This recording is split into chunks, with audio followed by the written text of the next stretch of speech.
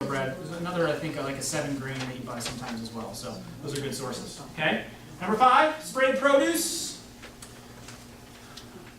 No disclosure on your produce. They don't tell you what they did to it. You don't know what they did to it. Okay. You don't know what you're getting. Many chemicals have not been studied for long-term effects. Any chemical going on, it's going in you. You're the top of the food chain. It ain't coming out, right? So it builds up. It can cause neurological symptoms, allergic reactions, cancers, contributes to overall toxic load. These bad foods are constantly putting toxins in your bucket. Your bucket keeps filling up, and it keeps filling up, and it keeps filling up, and eventually your bucket will spill over, and that's what we call disease. All right, so these toxic loads, if we can decrease them. I think I have the, yep, here's your Clean 15 Dirty Dozen. You can easily Google this, all right? Clean 15 Dirty Dozen. So instead of trying to write all of those foods down, just write down Clean 15 Dirty Dozen. You look it up, maybe the first one that pops up when you Google it. Okay? So these are the 15 foods that are clean that you can buy non-organic and save yourself money. And these are the 12, the Dirty Dozen, that you must buy organic if you're going to choose one. First thing to buy organic is what? Meat. Meat. Second thing, the Dirty Dozen.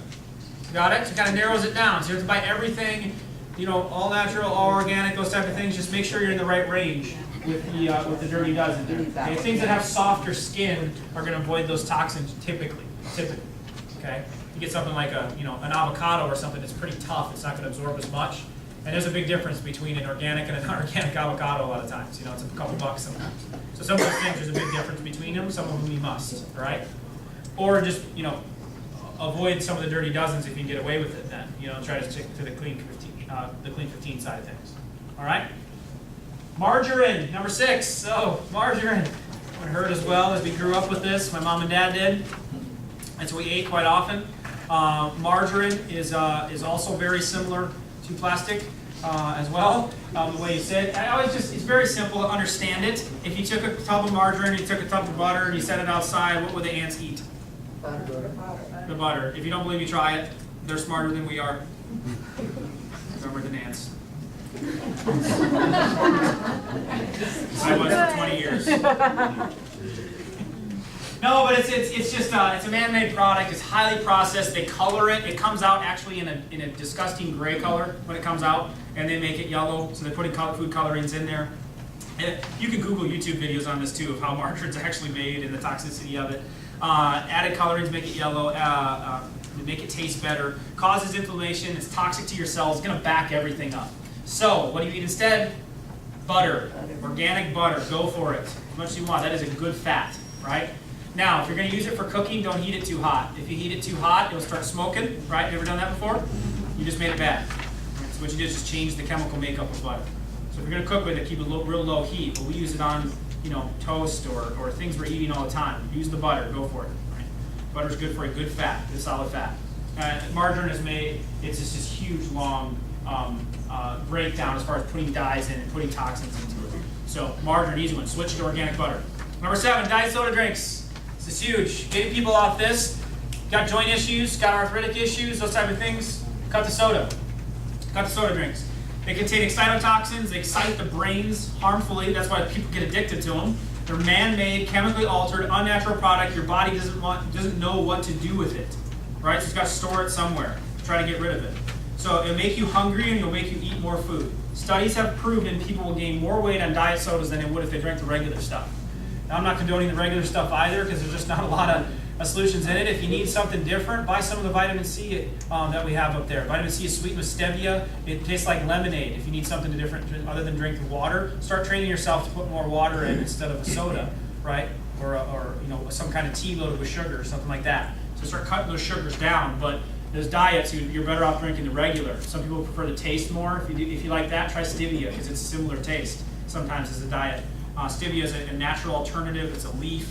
You can put that in liquid form. Trader Joe's has it in powder form. That's a way better route to go. So sometimes if I get a tea, or every once in a while I'll get like an espresso or something, then I'll put a little of that stevia in there and it makes it taste real good. And honestly, sometimes it kind of tastes like a diet drink would a little bit if you like that flavor to get away from it. Okay? That helps out. Get those diet drinks out of there. They're super toxic. All right? Genetically modified foods, GMOs. So we have now, there's huge outcries on this. There's a lot happening in the world of genetically modified foods. We're taking our foods, we're chemically altering them to get rid of bugs so they'll grow faster, so they'll grow bigger, and when it gets into your body does not know what to do with that. It has now got a different DNA structure, and it actually affects and changes your DNA structure. Right? So the thing is, the whole field of genetics, you're blaming everything on mom and dad. Well, no, you're altering your own genetics by what you're eating. It's called epigenetics. That environment can impact your genes. So to keep your genes healthy, avoid things that have had their genes altered, right? So those are unhealthy. Top foods that are genetically altered, soy. 91% of the soy in the world is genetically modified. So I just avoid it. I don't have it, right? Number 2 is cotton. Number 3 is canola, which would be a rapeseed. That's what it comes from, right? Highly genetically modified. Corn, from the corn state of Iowa, right? It's all genetically modified. You see the Monsanto signs in the fields as you drive by them, right? Hawaiian papaya, more than 50% of it is. So you look for non-GMO. There's people getting on board with this. Entire stores are trying to get on board with it, so you don't have to think about if there's genetically modified foods or not. But staying away from those type of things that's altering the genes. So we don't eat very, very, very, very little corn. If we eat it, we make sure it's non-GMO if we have it, and soy. We stay away from that as well. So we don't miss them that much. There's not many recipes that we have that stuff in, so we can avoid them. You know, instead of buying a corn chip, if you have to get a chip, right, go with a rice chip, right, or some other form. There's plenty of other forms out there. That's how you start avoiding these things. All right, it's so much genetically modified. All right. Commercial dairy. Here it is. Commercial dairy. Oh my gosh, I could do a whole workshop on dairy.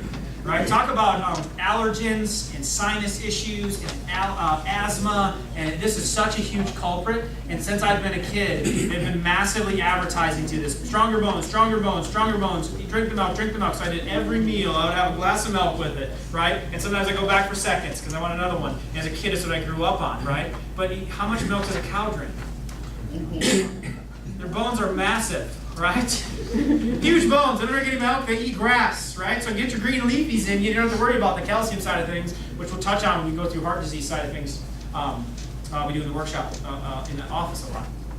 So, you know, the sickest and the weakest of the sickest and weakest of the sick and weak, as far as milk. You know, these cows, these commercial dairies are run down. They're milked like crazy to get it out of them. When you milk a cow and try to keep it alive, they get sick and weak, so they pump them full of antibiotics to try to keep them alive, right? And then when you're constantly milking them, they get sores. Sores create some rather nasty things, and then that's right where the milk flows over, and then you just okay.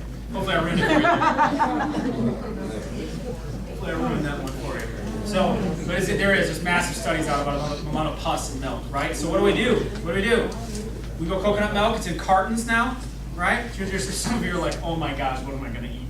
You know, no soda, no candy, no milk. Right? You just start making changes. So you're making notes on these things. Just pick one of the 10, right? One of the 10. Pick one. Switch that, right? How about start there? What's it called? It's Kaizen, right? 1% improvement. Right? 1% improvement every day for 40 days is 40% change. That's massive, right? It's massive change. Just one of these, start switching it over. Maybe it's dairy. Coconut milk we switch to. We do that in smoothies. We cook with it. And then if we need a larger amount or something, we'll also do almond milk. In our house, also pretty much the two. Almond milk, sometimes there's other additives to it, so we really like coconut. And we specifically we try to get it in a can if we can. So there's nothing else added. It's just straight up coconut milk.